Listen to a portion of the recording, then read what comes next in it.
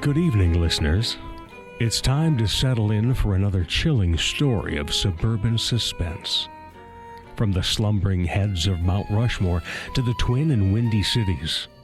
From the unseen depths of the Great Lakes to the rustling husks of cornfields across the heartland. Who knows what ghouls and crawling creatures lurk among us under the Midwest moon?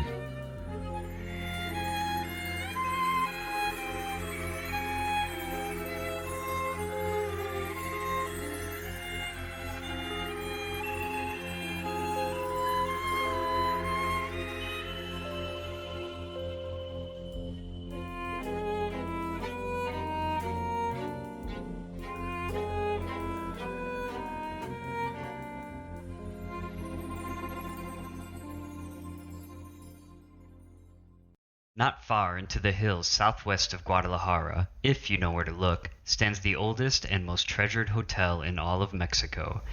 It is not renowned for its size, nor its clientele, but for the unique experience it provides to the most curious of travelers. In fact, if you were cruising the dusty back roads of the southern Altiplano, you would not be remiss for passing by the three-room inn nestled snugly behind an arched wall unnoticed.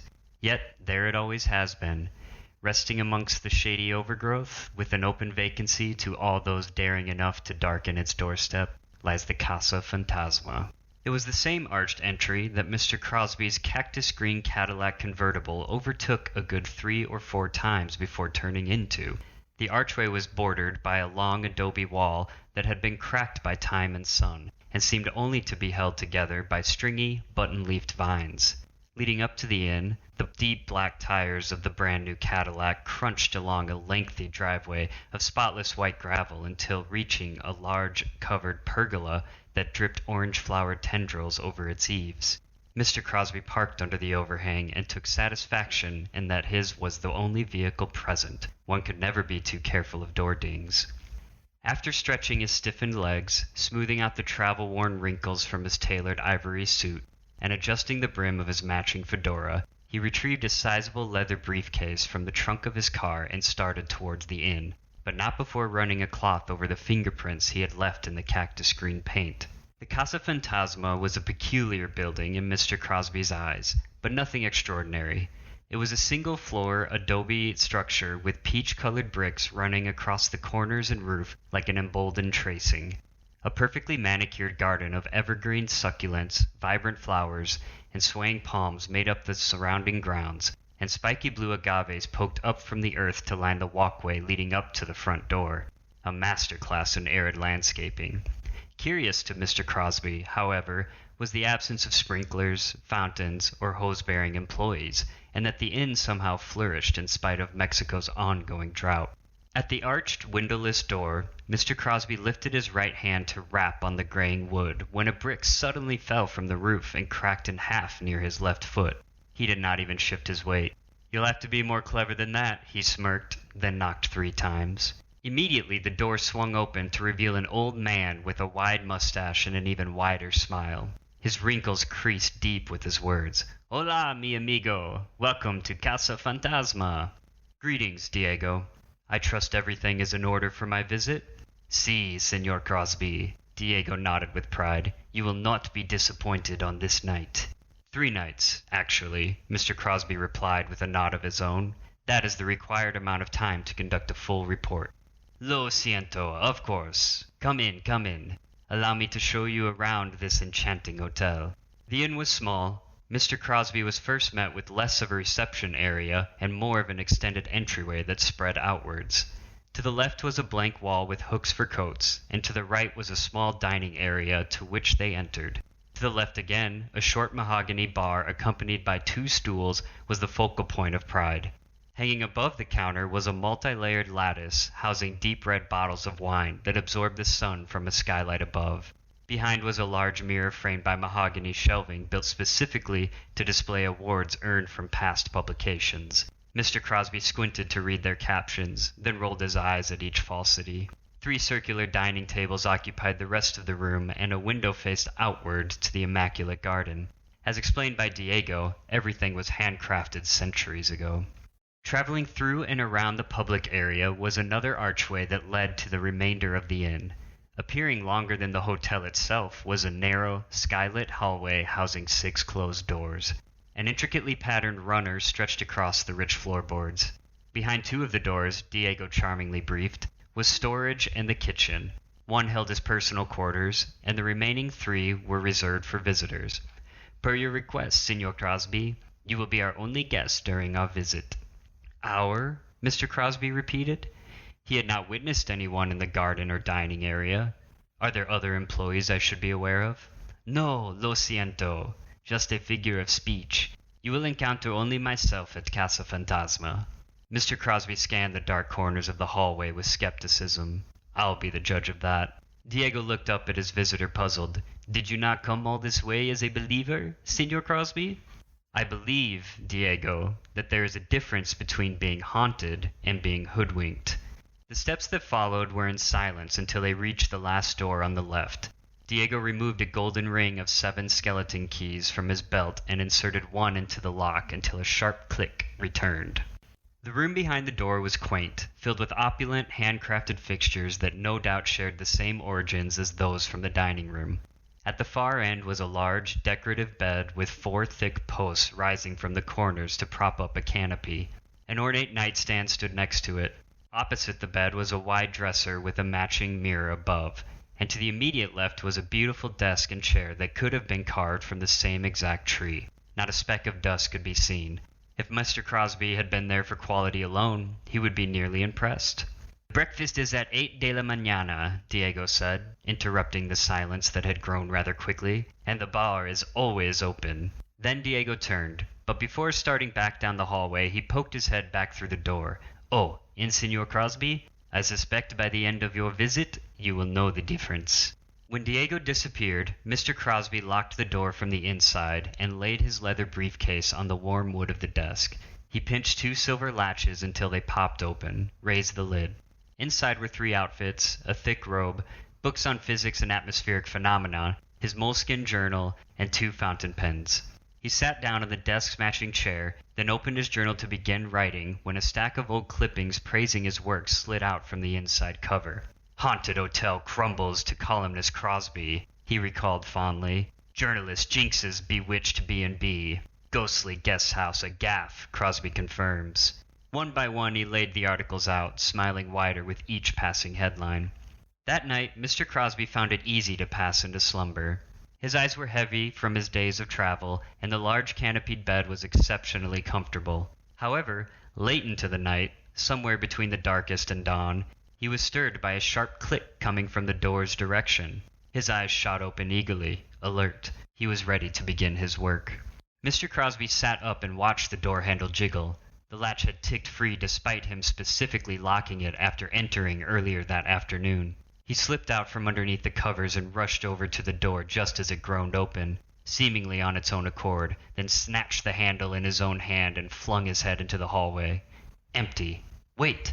Invisible footsteps lightly thumped along the lengthy rug until flipping the end corner into the air before vanishing. Mr. Crosby only narrowed his eyes and returned to bed. Around 8 the next morning, Mr. Crosby sat sipping a complimentary cup of hot coffee at one of the 3 tables in the dining area. Steam rolled from the mug as he listened to Diego rambling on and on inside the kitchen across the hall. Mr. Crosby began to think it odd that the lonely innkeeper had so much to say to himself when he burst from the door carrying a hot plate of tortillas, beans, eggs, tomato, and avocado. Huevos rancheros for our special guest, Diego said, crinkling his face with a proud smile. There's that word again, Mr. Crosby pointed out. Our. You are certain it is only you that operates this establishment? No artful assistant, no cunning custodian? Apologies, Signor Crosby. Old habits. Diego winked, then added, How did you sleep? Exceptionally well, Mr. Crosby said, nearly surprising himself with the compliment, though I was stirred before dawn. Stirred, Signor? Yes. It seems that my locked door suddenly became unlocked and it creaked itself open, yet I do not remember it creaking when I entered.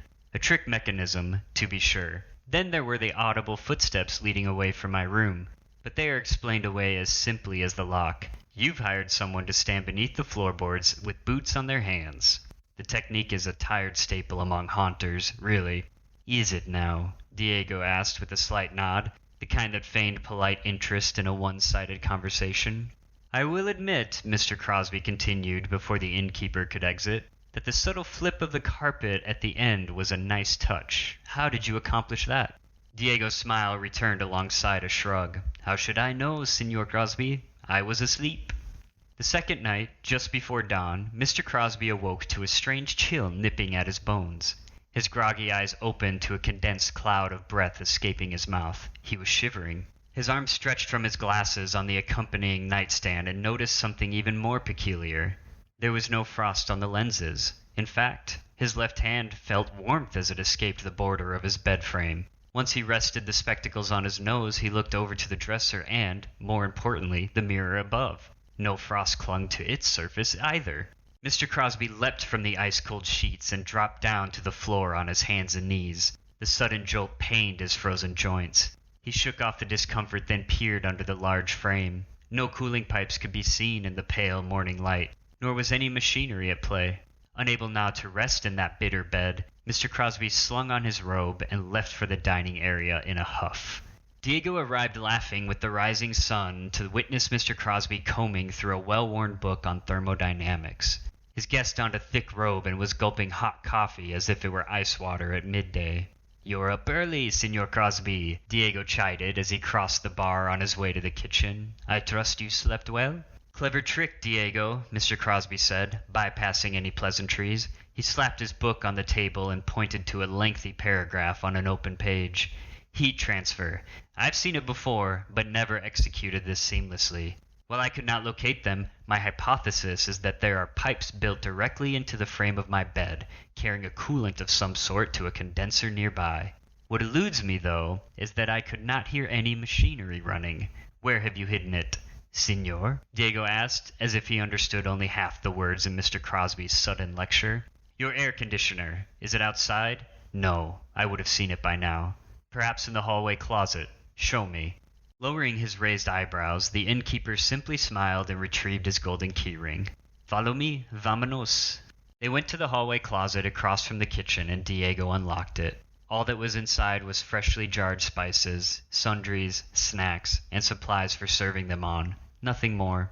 On the third and final night, Mr. Crosby was roused at a time unknown to him. He would admit that, for the first time in decades, he had had some trouble falling asleep, but was well under it before being stirred. It started with an incessant ticking, like the kind one would hear from the reel of a moving picture, that eventually lit up the room with a ghostly aura. Mr. Crosby sat up. There was a light, but no visible source. He retrieved his glasses, fumbled them over his ears, then leaned forward until the mirror above the dresser was in clear view. Inside, yes, inside the mirror was a colorless playback from Mr. Crosby's youth. He had just been shoved to the ground and was inspecting the black blood beading in his palms. It was Halloween. Above him stood 3 older boys, no, ghosts, draped in shapeless white sheets that had dark, soulless holes cut into the places where eyes should have been. With unseen hands, they were filling their plastic pumpkins with the candy that had spilled out from his own. Laughter and ridicule ensued. His heart began to ache. Suddenly, water droplets started falling all around Mr. Crosby. Like wet fingers, they tapped on every surface except for himself. "No!" he cried, concerned for his case and clippings, then launched towards the desk. Not a single drop of water touched him along the way. When he reached them, his belongings, too, were dry as the arid air. Deciding enough was enough, Mr. Crosby hastily dressed, packed up his belongings, and stormed out of the last room on the left. He was completely dry except for the soles of his shoes. At the other end of the long hallway, he abruptly turned the corner to find Diego sitting jovially on one of the stools at the bar. A single light shone down through the hanging lattice above onto 2 half-filled glasses of deep red wine. "Signor Crosby," Diego said with glee, "come to join us for a drink?" Too flushed to notice the phrasing or the second wine glass, Mr. Crosby commanded, "Where did you get that projection?" "Signor? Have you been following me all of these years? Another disgruntled peddler of ghost stories, just waiting for the right moment to humiliate me?" "Claro que no," Diego eased. "I've been right here my whole life." Mr. Crosby paced back and forth in short bursts. "Then you use sprinklers hidden in your ceiling to dump water all over my life's work? That's no way to treat a guest, Diego. You and your hidden assistant should be ashamed." Bewildered, Diego leaned over to inspect Mr. Crosby's suit and briefcase under the low light. He was dry as the Mexican's sand. "Senor, if I have done anything to disrupt your stay—" "Enough!" Mr. Crosby said with ice in his voice. He turned and jammed a finger toward the elderly innkeeper. "My article on this establishment will not be kind. All of your distasteful tricks will be exposed, and no one will ever spend a peso at Casa Fantasma again." And with that, Mr. Crosby clutched his briefcase tightly and fled to the door, slamming it heavily on his way out. But before he made it to the pergola covering his Cadillac, he overheard chatter protruding from the open window of the dining area and halted. I knew there was someone else. Mr. Crosby crept back quietly and peered through the opening, careful not to be seen. Diego still sat at the bar, but his glass of red wine was raised out in front of him. "Well, mi amigo," he said brightly, "we had a good run, no? Salud." Then, unexpectedly, the second glass of red wine floated up from the counter and clinked against Diego's in solidarity. Wires, clearly, thought Mr. Crosby, but the aerial display had not yet completed. The hovering glass tipped its stem upwards, and the red wine disappeared into thin air.